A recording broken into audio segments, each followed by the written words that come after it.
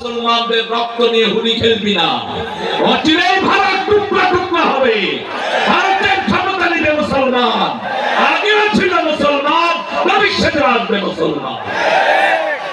নামাজ পড়তে পারছে না, লাথি মেরে তাদেরকে সেজদা থেকে উঠিয়ে দিচ্ছে, ঠিক না বেটি? বহু মসজিদে তালা ঝুলিয়ে দিয়েছে। আমরা সব কিছু একজনের কাছে বিচার দেই, তিনি কে? দেখেন না, আপনাদের আশুলিয়াতে তো আশাই বন্ধ ছিল আমার।